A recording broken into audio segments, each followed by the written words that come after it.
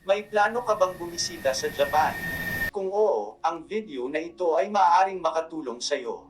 Ang bawat kultura ay naiiba. Marahil ang ating ginagawa sa ating bansa ay acceptable pero sa Japan maaari itong makita bilang hindi katanggap-tanggap at rude.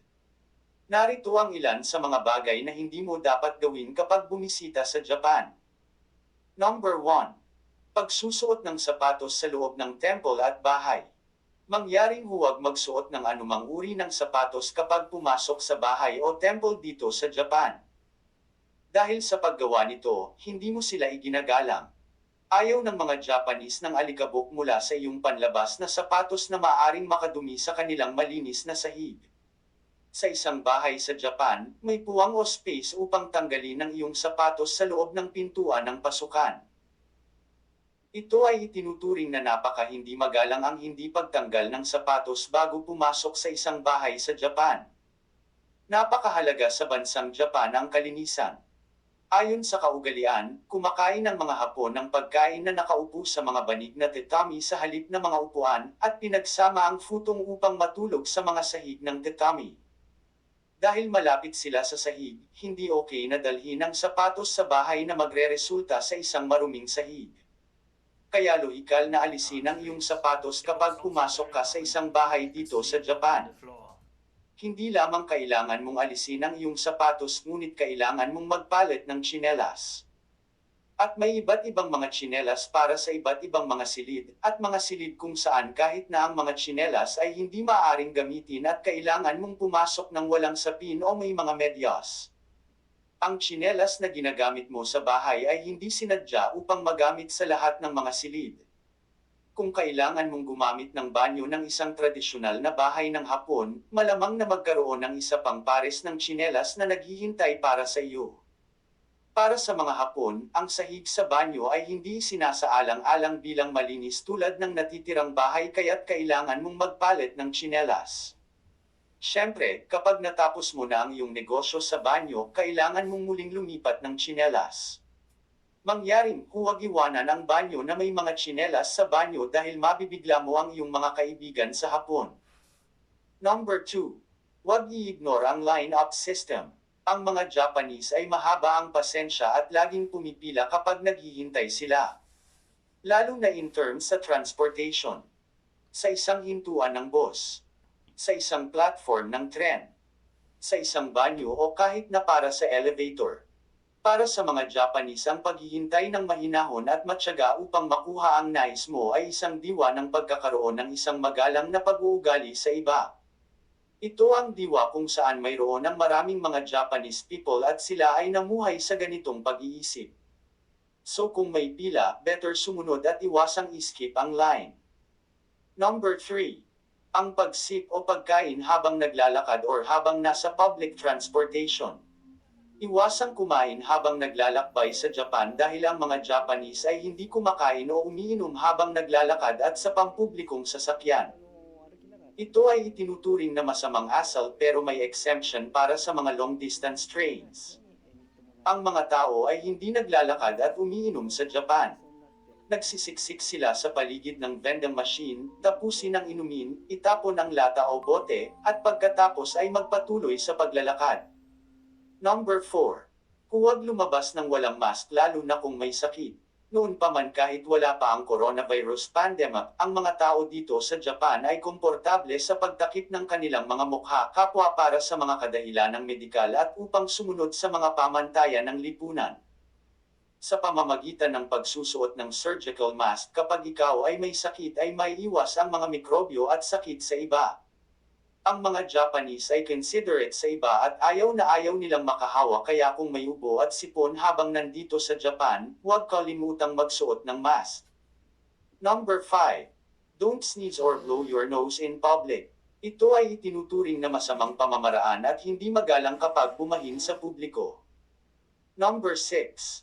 Huwag mag-misuse ng chopsticks. Sa pamamagitan ng pagsunod sa tamang pag-uugali ng paggamit ng mga chopstick, magpapakita ito ng isang tanda ng paggalang sa Japan. Hindi mo dapat iwagayway ang mga chopstick sa itaas ng iyong pagkain at huwag sandutin ang iyong pagkain gamit ang isang stick sa kamay. Gayun din, Kapag ipinapasa ang pagkain mula sa isang tao patungo sa isa pa, mahalagang ipasa ng isang tao ang pagkain gamit ang mga chopstick sa isang plato at hindi sa mga chopstick ng iba. Maaaring mukhang ikaw ay maging magalang sa pamamagitan ng pagtanggap ng pagkain mula sa mga chopstick ng iba sa iyo, ngunit ito ay lubos na bawal dahil muli itong nagdudulot ng mga imahe ng kamatayan at libing. Kapag ang katawan ay nasunog sa isang libing, ang mga miyembro ng pamilya na gumagamit ng mga chopstick ay nagpapasa ng mga fragment na buto ng buto sa bawat isa sa ritual. Huwag ilagay ang iyong mga chopstick ng patayo sa iyong mangkok o bowl ng bigas dahil ipinahiwatig nito ang isang ritual ng libing. Kapag natapos na kumain, ilagay lamang ang iyong mga chopstick sa harap mo na nakaharap sa kaliwa. Number 7. Huwag matakot ngumuya, pag-slurp, at pag-burp habang kumakain. Karaniwan ito sa Japan dahil nagpakita ito ng isang magalang na indikasyon na nasisiyahan ka sa iyong pagkain. Mas gaganahan ang mga chef sa pagluluto habang nakikitang nasisiyahan at satisfied ang mga kumakain. Number 8. Ang pagbibigay ng tip. Ang pag-iwan ng tip ay isang insult dito sa Japan. Ang pagsingil sa serbisyo ay isinama na sa singil sa restaurant, sa gayon huwag mag-iwan ng anumang tip. Ito ay hindi kaugalian sa Japan. Sa katunayan, maaari itong maituring na bastos at nakakainsulto sa maraming mga sitwasyon. Karamihan sa mga restaurant ng Hapon ay hinihiling ang mga customer na magbayad para sa kanilang pagkain sa front register kaysa mag-iwan ng pera sa waiter o waitress. Gayunpaman, mayroong ilang mga exemption sa panuntunang ito. Ang tauhan na nagtatrabaho para sa mga Japanese tourist company ay sanay na makatanggap ng mga tip at maaaring magpasalamat na makatanggap ng isang maliit na gratitude.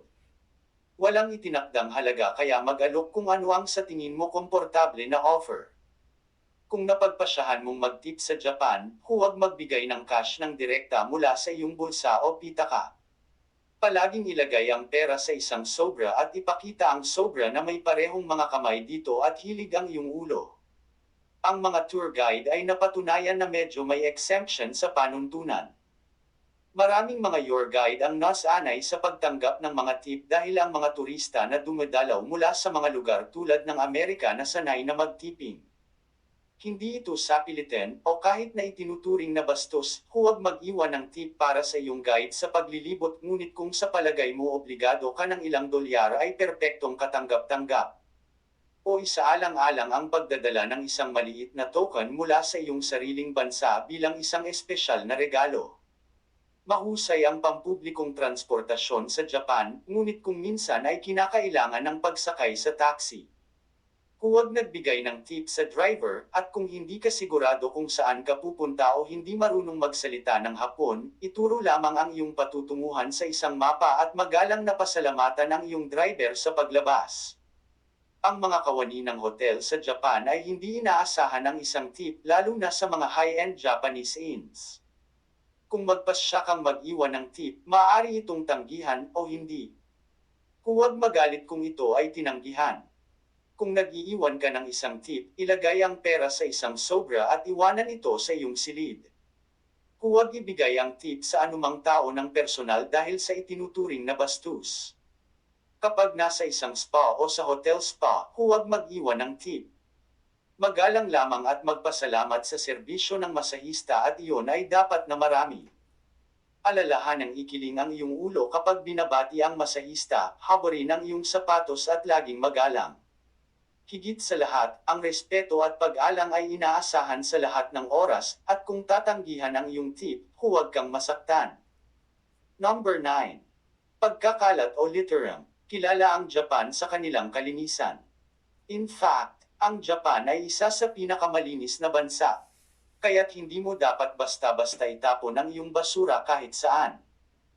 Ito ay magpapahawa sa kapaligiran. Mangyaring itapon ang iyong basura sa mga basurahan. Number 10. Don't serve yourself a drink. Sa Japan, isang bansa kung saan ang alkohol ay isang pangunahing bahagi ng pakikihalubilo.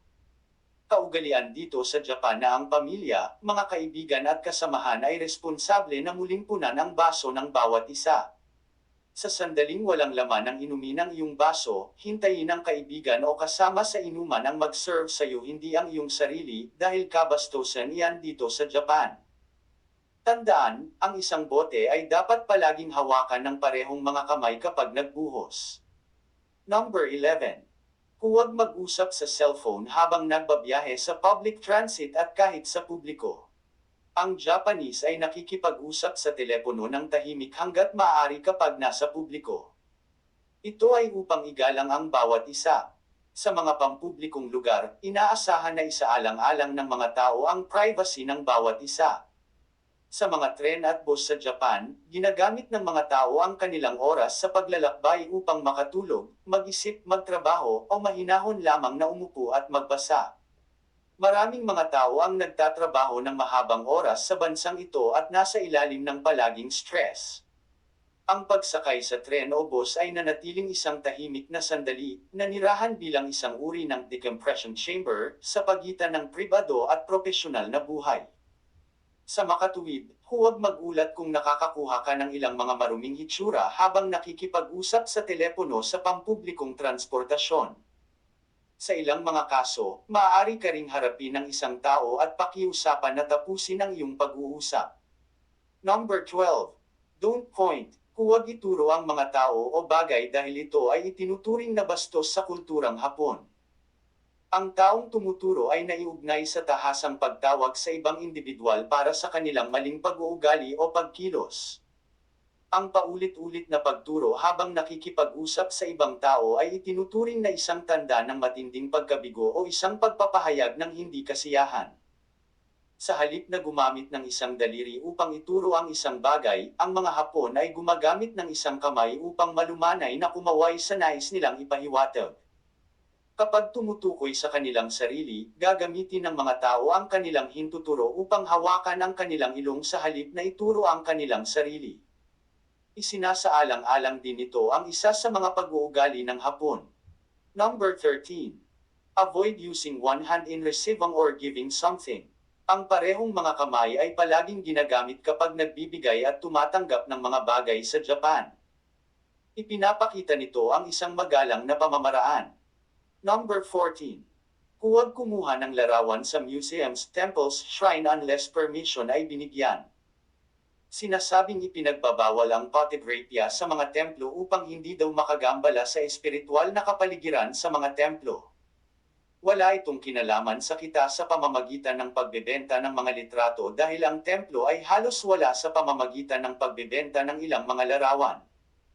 Hindi tulad ng pagpatent nila ng larawan o anupaman. Number 14. Iwasan ang PDA o public display of affection. Hindi mahalaga ang iyong edad, kasarian at bansang pinagmulan, dahil kung naglalakbay ka sa Japan, dapat mong igalang ang pag-iwas sa kultura sa PDA. Okay lang ang hold ng hands. Sa mas maliit na mga bayan, maaari kang makakuha ng masamang tingin kung naglalakad ka na may braso sa paligid ng iyong partner. Subukang iwasan ang pag-snuggle sa isang pampublikong bangko, sa pila o sa mga restaurant. Number 15. Huwag kalimutan laging sabihin ang hello, salamat at bow.